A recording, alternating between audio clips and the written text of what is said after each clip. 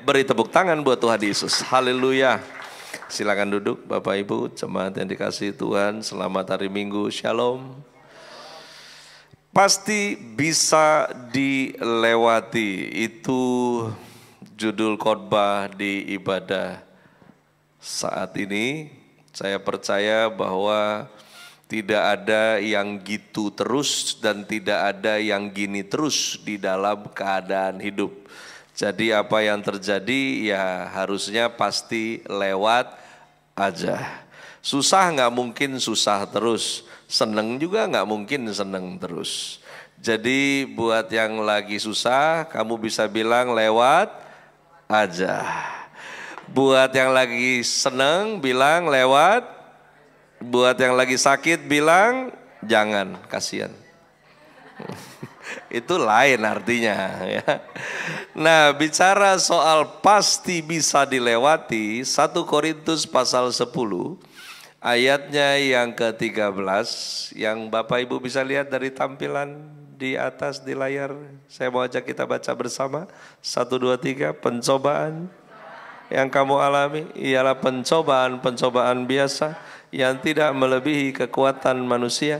Sebab Allah setia dan karena itu Ia tidak akan membiarkan kamu dicobai melampaui kekuatanmu. Pada waktu kamu dicobai, Ia akan memberikan kepadamu jalan keluar sehingga kamu dapat menanggungnya. Pencobaan-pencobaannya nggak ada yang luar biasa karena ada ukuran paling tinggi adalah kekuatan setiap orang yang dicobai dan Allah itu setia. Karena kesetiaannya Dia tidak akan biarkan Anda dan saya, karena selalu ada jalan keluar sehingga kamu dapat menanggungnya. Perhatikan baik literasinya. Di sana ayatnya tidak mengatakan Anda dan saya diberikan jalan keluar supaya tidak menanggungnya, tetapi diberi jalan keluar supaya dapat menanggungnya. Ada fokus Tuhan yang kita harus pahami bahwa fokus Tuhan itu bukan pada keadaan yang Anda hadapi. Fokus Tuhan adalah kepada manusianya, bukan pada situasinya, bukan pada keadaannya. Bicara soal pencobaan, yang jadi masalah seringkali pencobaan ini menjadi identik dengan kejatuhan seseorang secara moral dan sejenisnya. Maka disebut jatuh dalam pencobaan. Tapi sebetulnya bicara soal pencobaan, intinya adalah di dalam urusan pencobaan ada 2 perkara sebetulnya yang sedang dituntut. Yang pertama adalah validasi, yang kedua adalah tentang apa yang Anda inginkan atau apa yang Tuhan inginkan. Masih ingat ketika Yesus berhadapan dengan iblis, pencobaan pada saat dia puasa 40 hari. Yang pertama adalah tentang tuntutan validasi. Kalau betul engkau anak Allah, rubah batu jadi roti. Tuntutan yang kedua adalah validasi. Kalau betul kau anak Allah, lempar tubuhmu dari tempat yang tinggi, harusnya malaikat akan menatang engkau sampai ke bawah. Dari 2 kali validasi, yang terakhir adalah tentang giveaway. Saya mau berikan semuanya, iblis bilang, dari apa yang ada di dunia ini, kalau mau menerima sembah saya. Untuk kali ini iblis tidak bohong, karena memang dia berkuasa atas dunia ini. Makanya kalau mau kaya, jangan ikut Yesus, karena tidak ada jaminan Anda menjadi kaya. Jaminan kaya itu ada 2. 1, Anda rajin benar hidup cuman kerja. Atau yang kedua, itu terlalu panjang prosesnya, rajin dan bekerja, makan waktu lama, tapi bisa kaya. Kalau mau yang cepat, sembah setan, pasti cepat kaya. Ikut Yesus gak ada jaminan untuk itu. Bicara soal pencobaan, ada pula di Alkitab mengatakan bahwa setiap orang dicobai oleh karena keinginannya sendiri. Jadi rupanya pencobaan juga bisa terjadi karena seseorang sibuk dengan apa yang dia inginkan, sehingga dia tidak tahu lagi apa yang Tuhan inginkan dalam hidupnya, sehingga dia jatuh di dalam pencobaan yang mendatangkan tekanan. Ada juga pencobaan yang terjadi karena tuntutan iblis atas iman percaya. Nah, menariknya adalah ada hubungan antara urusan pencobaan dengan kebahagiaan di dalam hidup. Saya masukkan di dalam pembahasan bahagia oleh ujian iman. Jadi kita udah firm di 1 Korintus 10:13 yang kita baca bahwa Tuhan nggak singkirkan pencobaan itu. Dia beri Anda jalan keluar, tapi dia tetap mau Anda menanggungnya. Jadi memang hidup nggak mudah, ikut Tuhan nggak gampang. Karena memang anak-anak mahal harus diproses untuk kualifikasi yang mahal. Di dalam Yakobus pasalnya yang pertama, ayat 2 sampai dengan ayat yang ke-8, saya akan bacakan buat kita sekalian. Saudara-saudaraku, anggaplah sebagai suatu kebahagiaan. Entah kenapa sampai hari ini Lembaga Alkitab Indonesia tidak merevisi kalimat ini. Karena dalam teks aslinya berbunyi, saudara-saudaraku adalah suatu kebahagiaan. Ini agak menyesatkan sebetulnya, anggaplah suatu kebahagiaan. Anda tahu kata anggap artinya bukan yang sebenarnya. Kau pegang tempe di tanganmu, anggaplah itu steak. Wagyu lagi.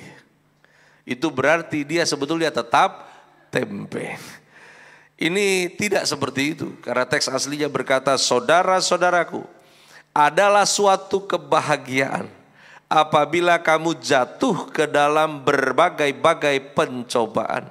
Sebab kamu tahu bahwa ujian terhadap imanmu itu menghasilkan ketekunan. Sabar sampai di situ.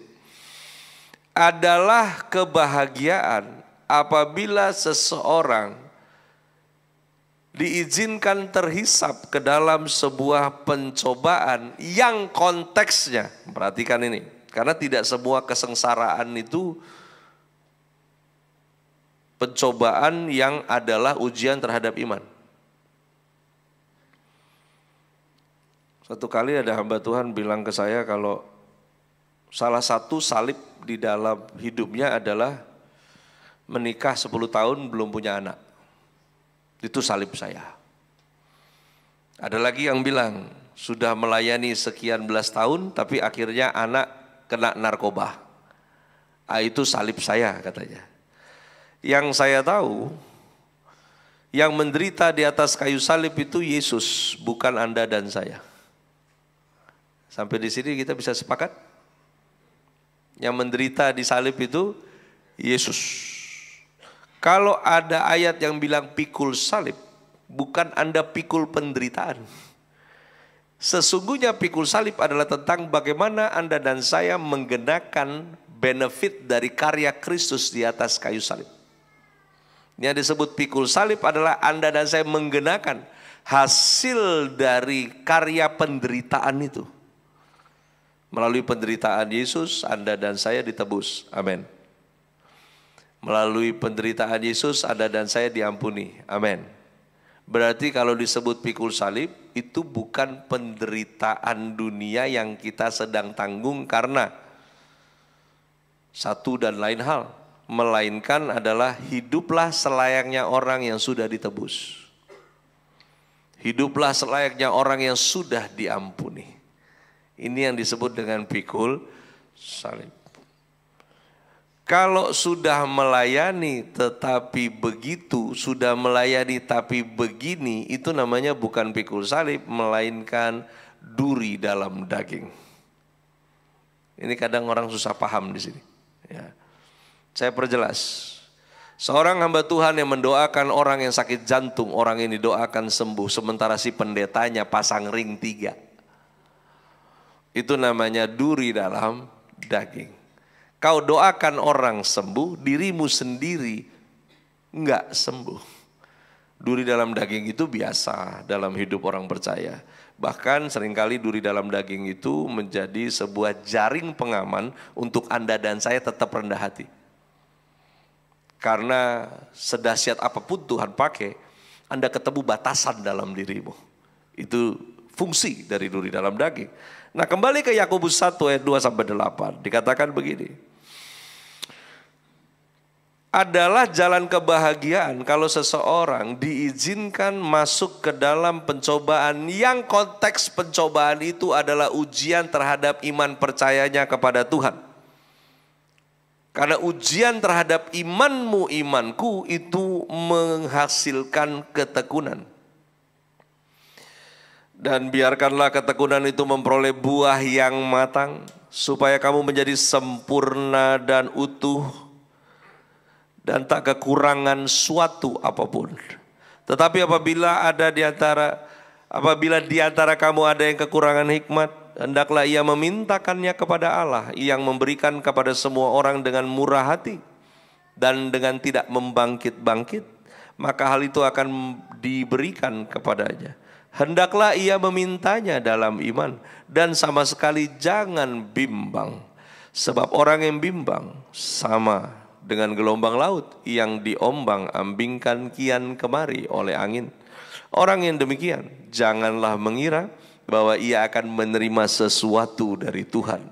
Sebab orang yang mendua hati tidak akan tenang dalam hidupnya. Saya bukakan summary-nya. Kebahagiaan itu adalah ketika Anda dan saya menjadi sempurna. Kebahagiaan itu adalah ketika Anda dan saya menjadi utuh. Kebahagiaan itu adalah ketika kita tak kekurangan suatu apapun. Jangan pernah kaitkan sempurna, utuh, tak kekurangan satu apapun menjadi hal yang terpisah. Karena ini dia dalam satu rangkaian. Jangan pernah bayangkan sempurna, utuh, tak kekurangan satu apapun Anda kenakan pada hal-hal yang duniawi. Karena bukan ke sana. Ketika dibilang sempurna, bukan hidupmu tanpa cacat dalam keadaan yang susah dan lain sebagainya. Ketika dibilang utuh, bukan berarti dalam hidup Anda tidak ada sesuatu yang terhilang. Ketika dikatakan tak kekurangan suatu apapun, tidak bicara teori tentang teologi kemakmuran. Ini adalah tentang keutuhan tubuh, jiwa, dan roh Anda. Amin ya. Jadi, kalau mau bahagia mesti utuh. Utuh tubuh, jiwa, roh, relate, nyambung. Ciri-ciri orang mulai menjadi gangguan jiwa adalah tubuh dengan jiwa kagak nyambung, roh dengan tubuh enggak nyambung, jiwa dengan roh korslet. Udah itu kacau. Ya. Kalau sampai jiwa, roh, dan tubuh tidak terhubung, Anda nggak akan pernah bahagia. Karena bahagia itu adalah kau tidak kekurangan jiwamu, kau tidak kekurangan di dalam rohmu, dan ini semuanya terjadi lewat proses yang namanya pencobaan dalam konteks ujian terhadap iman percayamu kepada Tuhan. Segala sesuatu yang baik perlu diuji kalau itu baik. Oleh karena itu, tidak jarang, saya pakai bahasanya begitu ya, akan menjadi tidak jarang kalau Anda dan saya mengaku percaya Tuhan, selalu diperhadapkan dengan situasi yang menuntut Anda dan saya mau tetap percaya Tuhan atau berhenti. Itu setiap hari. Dan itu random. Makanya sebetulnya kalau mau bicara keadaan dunia tidak baik-baik saja, itu harusnya sudah menjadi sesuatu yang biasa untuk anak Tuhan. Karena memang kehidupan ini random. Hari ini senang, besok nangis. Hari ini sepertinya aman tentang seminggu ke depan. Ternyata boro-boro seminggu, baru 1 hari dilewati. Ternyata sudah chaos dan tidak bisa ditebak. Gagasan kesempurnaan itu dinyatakan melalui istilah Ibrani dan Yunani dalam pengertian sempurna, selesai, bersifat damai sejahtera, well done, berakhir, mencapai kesempurnaan, sudah lengkap. Jadi bicara tentang bahagia adalah bicara tentang kesempurnaan. Bicara soal kesempurnaan, semua ini adalah bicara tentang bagaimana kepenuhan Kristus terjadi dalam hidup Anda dan saya. Karena itu, saya ulangi lagi, Tuhan gak pernah fokus pada keadaanmu, Tuhan fokus kepada kamu. Kebahagiaan itu tentang batinia, bukan keadaan. Jadi kalau sudah sekian lama Anda ikut Tuhan, Anda masih definisikan kebahagiaan itu adalah tentang keadaan, banyak-banyak baca Alkitab lagi. Lewat perumahan besar-besar baru Anda bilang, kalau keadaannya gitu pasti bahagia. Kalau mobilnya itu pasti bahagia.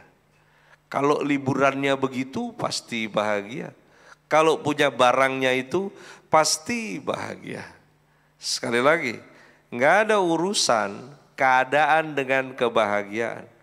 Kebahagiaan akan mempengaruhi dirimu menghadapi keadaan. Keadaan itu tidak boleh mengatur kebahagiaan. Karena siapa orang yang masih diatur oleh keadaan urusan bahagia, kau bukan pengikut Kristus. Karena pengikut Kristus tidak didikte oleh keadaan untuk dia menjadi bahagia. Bahagia itu nggak sederhana, tapi juga nggak rumit sebetulnya. Karena ada orang yang dia foto somai, terus diupload di sosial media, bikin caption. Bahagia itu sederhana. Dan saya coba cari tahu apa hubungannya somai babi yang difoto dengan bahagia itu sederhana. Ya.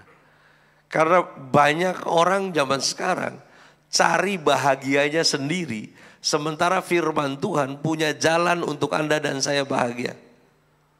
Oleh karena itu, bahagia itu sebetulnya adalah hasil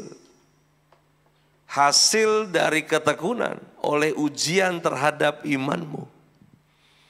Semakin Anda dan saya sering dilatih untuk memilih percaya atau berhenti, percaya atau berhenti. Semakin Anda dan saya terlatih, semakin Anda bahagia. Dari ayat tadi ya, bukan dari formula berpikir saya, bukan. Coba boleh tampilkan slide-nya. Karena memang proses kebahagiaan itu lewat ketekunan. Anda tahu ketekunan? Ketekunan itu adalah, kalau bahasa Inggris sebut diligently, di mana kau melakukan sesuatu karena harus melakukannya, atau ditantang keadaan untuk melakukannya, tapi kau melakukannya terus-menerus. Terus. Yang saya heran manusia itu, apalagi kita yang ngaku Kristen, makan bisa terus, percaya bisa nggak terus. Gitu. Ini kan harusnya jadi habit. Yang namanya percaya harusnya menjadi sesuatu yang wajar dan kalau bisa saya katakan autopilot di dalam pikiran dan hati Anda dan saya. Karena ketekunan adalah tentang sekalipun kau sedang tidak mau tapi kau tetap melakukannya. Makanya ada istilah korban syukur. Pemahaman korban syukur kalau masuk ke dalam ranah masa anugerah ini adalah di mana Anda dan saya tetap berkata bahwa Tuhan itu baik sekalipun keadaanmu tidak baik-baik saja. Apa yang kita korbankan? Yang kita korbankan adalah perasaan dan pikiran kita. Karena firman Tuhan bilang Allah lebih besar dari hatimu.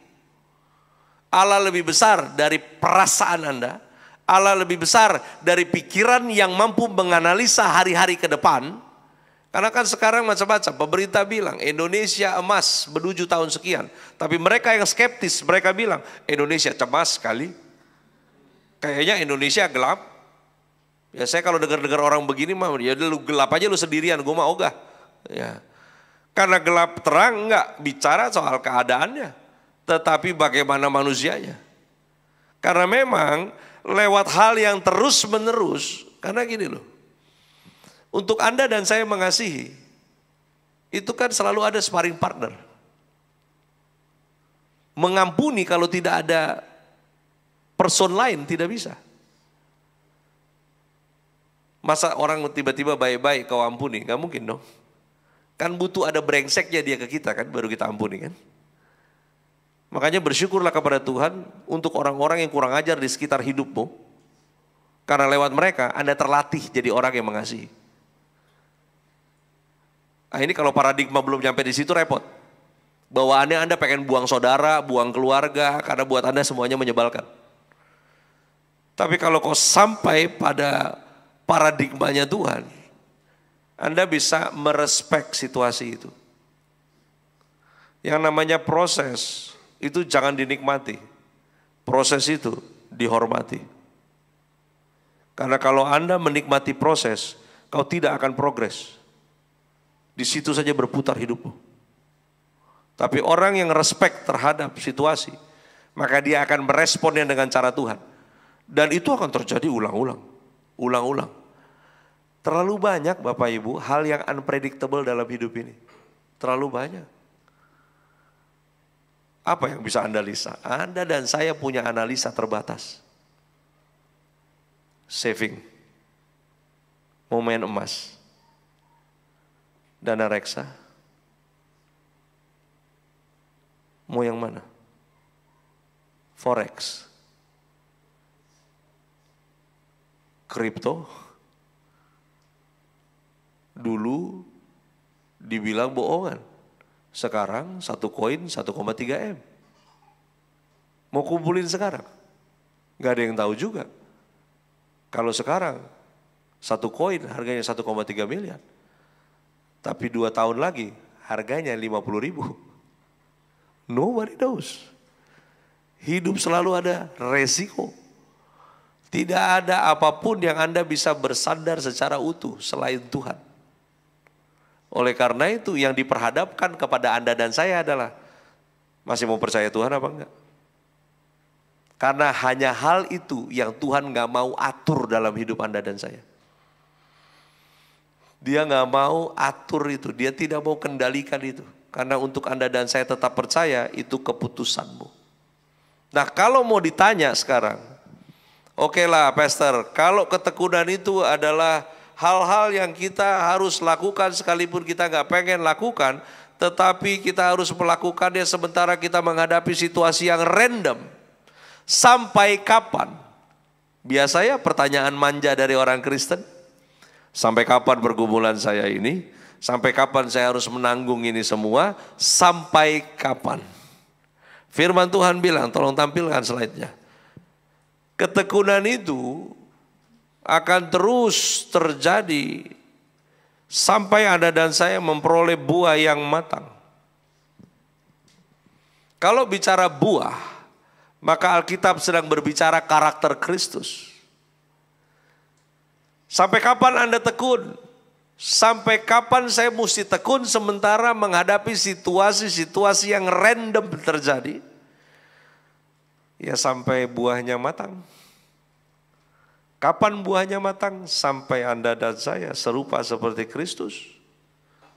Dan untuk bisa tekun, kita butuh yang namanya hikmat. Ya. Hikmat itu beda dengan hikmah. Anda tahu bedanya? Hikmat itu belakangnya T.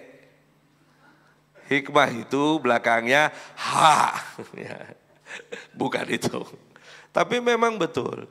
Hikmat itu ada di depan, hikmah itu ada di belakang. Setelah segala sesuatu terjadi, baru Anda bilang, ya di balik ini semua ada, itu. Kalau anak Tuhan, hidupnya enggak hikmah, tapi hikmat. Hikmat itu tidak terjadi karena Anda menjadi tua, Pak. Enggak semua orang yang menjadi tua dia berhikmat. Tua oon banyak. Ya. Hikmat itu tidak bisa dibeli cuma karena kau banyak sekolah. Hikmat tidak didapat karena kau banyak pengalaman. Hikmat itu hanya bisa dibeli dengan satu mata uang, currency. Namanya takut akan Tuhan. Takut akan Tuhan adalah tentang bagaimana Anda dan saya menghormati Tuhan lebih dari apapun. Menghormati Tuhan lebih dari siapapun. Itu takut akan Tuhan. Di mana Anda dan saya tetap menghormati Tuhan sekalipun gak ada yang lihat. Gak ada yang perhatikan. Gak ada yang beri validasi buat Anda. Tetap jujur, tetap lempeng. Karena kau tahu ada Tuhan yang memperhatikanmu di tempat di mana gak ada orang yang lihat kamu. Hikmat dibutuhkan untuk Anda dan saya bisa tetap tekun. Tekun itu adalah Anda tetap percaya. Sementara tekun untuk tetap percaya, Anda butuh ketekunan juga untuk hal itu. Dan semuanya dimampukan oleh hikmat. Hikmat mintanya ke yang punya. Bapak Ibu, hikmat ini unik loh. Kalau di Amsal 8 ayat 22, di sana disebutkan begini. Tuhan telah menciptakan aku sebagai permulaan pekerjaannya, sebagai perbuatannya yang pertama-tama dahulu kala. Anda tahu artinya? Sebelum apa yang material Tuhan ciptakan, Tuhan ciptakan terlebih dahulu yang imaterial. Nah, urutan pertama dari apa yang imaterial Tuhan ciptakan adalah hikmat. Kalau hikmat ada di urutan teratas, berarti itu penting buat Tuhan. Apa yang penting bagi Tuhan, berarti itu penting buat Anda dan saya. Betul? Ayub 12 ayat 13 katakan, tetapi pada Allah lah hikmat dan kekuatan. Dialah yang mempunyai pertimbangan dan pengertian. Hikmat itu apaan sih? Hikmat itu adalah kemampuan untuk Anda dan saya bisa mengetahui mana yang benar di antara yang terbaik. Karena tidak semua yang baik itu benar. Itu hikmat. Dan kalau di dalamnya tidak ada roh Tuhan, nggak mungkin bisa. Di dalam Amsal 9 ayat 10 katakan permulaan hikmat adalah takut akan Tuhan. Dan yang mengenal yang Maha Kudus adalah pengertian. Saya kemarin ada bantu orang. Orang ini sebetulnya tidak langsung terhubung dengan saya. Kalau di lagunya Iwan Fals itu ada yang namanya temanku punya kawan, kawannya punya teman. Jadi relate-nya begitu. Dibawa ke saya, kasusnya adalah masalah BPKB. Sekitar 5 tahun sebelumnya, orang ini mau jual mobil. Dia pasang iklan di platform iklan. Lalu kemudian datanglah orang yang mau membeli. Sementara orang yang mau membeli lihat mobilnya langsung, menunjukkan iklan itu, nggak lama dia minta lihat BPKB-nya, STNK-nya. Lalu kemudian nggak lama dia bilang, saya sudah transfer ya. Pemilik mobil kaget bilang, saya nggak ada kasih nomor rekening, you transfer kemana? Ya, tapi saya udah transfer, ini dia. Baru dilihat-lihat, rupanya iklan yang dilihat bapak yang bilang mau beli tadi, itu di cloning iklannya. Alamatnya sama, fotonya sama. Tapi yang chat orang yang berbeda. Ya. Transfer sudah masuk katanya. Terjadi cekcok. BPKB udah keburu dipegang. Akhirnya mereka ke polisi. Ribut di polisi dan polisi bilang damai sajalah. Polisi gak mau repot. Udah kalian selesaikan. Mencar. Beberapa bulan kemudian yang punya mobil naikkan kasus ke pengadilan. Waktu di pengadilan, hakim ketok palu, NO. Kenapa? Karena orang yang mentransfer tidak bisa dihadirkan. Dia tetap ngotot kembalikan uang dia. Waktu berlalu, setelah hampir setahun, ada sekelompok orang datang teror ke rumah mereka. Berikan sejumlah uang yang sudah ditransfer atau kami ambil mobilnya. Karena itu mereka menjadi tambah takut dan menitipkan mobil mereka di rumah pengacara. Waktu berlalu, 5 tahun kemudian, tibalah kemarin dipertemukan dengan saya. Mereka cerita panjang lebar tentang hal ini. Saya bilang begini, boleh saya validasi BPKB-nya ke Polda? Punya foto BPKB asli? Punya. Saya bilang send ke saya. Saya kirim ke relasi dan nggak ada 1 jam Polda bilang masih valid. Oke, masih valid. Ada yang bisa kami bantu bang? Nggak usah, tenang aja. Saya cuma minta cek valid atau tidak. Valid bang. Oke. Saya bilang ke orang ini, karena BPKB masih valid, pergilah kau ke kantor polisi minimal ke Polsek sesuai dengan alamat KTP-mu. Bilang mereka kau mau buat surat kehilangan. Lalu kemudian dari surat kehilangan itu kau bawa mobilmu, STNK-mu, bawa ke Samsat untuk digesek itu nomor rangka dan ajukan untuk pembuatan BPKB baru. Nanti tinggal tunggu sekian waktu lamanya. Kira-kira berapa itu ya bang? Setahu saya kendaraan roda 4 tidak sampai 500.000 untuk cetak BPKB baru.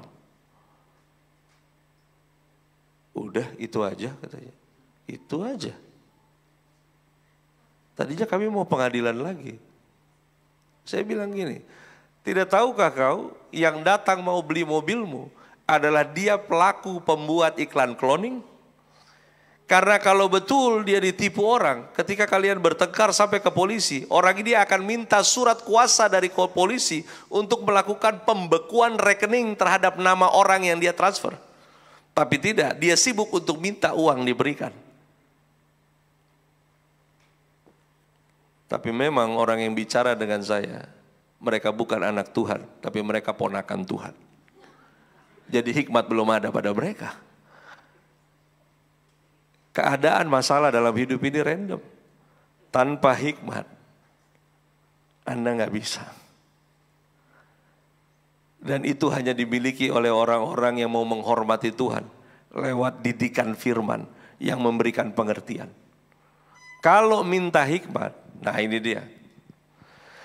Minta hikmat itu harus dalam iman kepada Tuhan. Dan sama sekali jangan bimbang.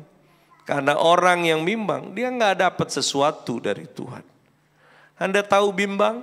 Bimbang itu adalah tetap percaya, tetapi masih melakukan plan B. Ya kita kan pikir pahitnya. Berapa banyak di antara kita yang sok tahu dengan pikir pahitnya? Kalau kau mau pikir pahitnya, pahitlah kau situ. Ya tapi kan, ya tapi apa? Kalau sudah minta hikmat dari Tuhan, kau ikut firman cara-caranya Tuhan, kau hadapi dengan caranya dia yang dia mau, ya Anda pasti beroleh pengertian. Tapi pengertian tidak akan sampai kepadamu kalau kau di mulut saja mengaku percaya kepada Tuhan, tapi tidak pernah memperhatikan jalannya. Satu sisi berdoa, tapi di sisi lain kau jalankan pakai caramu. Ini sama seperti perdukunan di wilayah timur. Santet orang tapi doa pembukaan, doa Bapa kami. Ini sama. Nggak bisa gitu cara mainnya. Kau tidak akan dapat sesuatu pun dari Tuhan dengan cara itu. Oleh karena itu orang yang mendua hati itu nggak akan tenang. Saudara, Tuhan mau Anda dan saya hidup tenang. Ya, bapak-bapak yang kalau handphonenya ketinggalan nggak tenang, Anda mendua hati. Ketinggalan handphone kayak takut ketahuan seluruh dosanya. Ya. Mana ada orang mendua hati tenang? Nggak ada pak. Nggak tenang. Yang anehnya begini, Tuhan mau Anda dan saya hidup tenang. Tenang itu bukan karena Anda sudah mulai umur 50 ke atas terus pengen tenang, itu bukan tentang nggak berisik, bukan.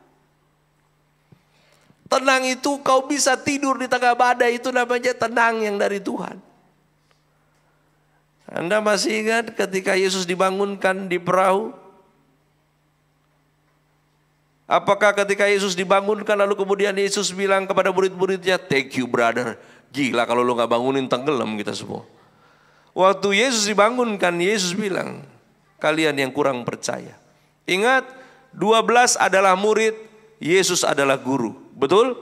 Jadi kalau guru tidur, harusnya murid ngapain? Tidur, selesai. Ini murid-murid emang dablek. Giliran di Getsemani, Yesus bilang berjaga berdoa, malah tidur. Waktu Yesus ajak tidur di perahu, malah bangun. Ini kan kacau kan? Ya. Tenang, bukan karena kau menjadi tua. Detak jantungmu sudah tidak kuat. Dan kau mau semuanya tenang. Genre musik juga berubah. Bukan itu tenang. Walaupun ada yang bilang ciri-ciri orang menjadi tua adalah makan apapun di restoran manapun, minumnya teh tawar anget. Itu katanya ciri-ciri penuaan. Ya. Apa juga teh tawar. Ya. Tuhan mau Anda dan saya hidup tenang. Karena orang yang hidupnya tenang bisa berdoa. Orang yang berdoa harusnya bisa mengambil keputusan yang benar. Pasti bisa dilewati. Mari katakan bersama-sama. Pasti bisa. Mari kita berdoa. Terima kasih Tuhan Yesus. Dalam keterbatasan mulut hamba-Mu ini bicara. Roh Kudus menuntun kami di dalam pemahaman dan pengertian. Tidak ada firman yang diberitakan berlalu begitu saja. Semua menguasai pikiran dan hati kami. Sehingga dalam penguasaan itu kami boleh menerima pengertian yang dari Tuhan. Kami mau bilang terima kasih buat segala perkara yang kami hadapi yang random di hadapan kami. Terlalu banyak hal yang tidak bisa kami tebak ya Tuhan. Tapi yang kami pegang adalah janji Tuhan. Kami nggak percaya dengan apa yang kami lihat. Kami tidak berpegang pada apa yang kami rasa. Tapi kami memegang apa yang Tuhan firman. Karena firman tidak pernah gagal. Firman selalu berhasil. Demikian hidup kami juga ingin sampai pada tujuanmu digenapi. Sehingga tidak seorang pun di antara kami yang terhilang dari apa yang Tuhan janji. Di dalam nama Yesus Kristus Tuhan, yang percaya sepakat mari bersama katakan amin. Beri tepuk tangan buat Tuhan Yesus.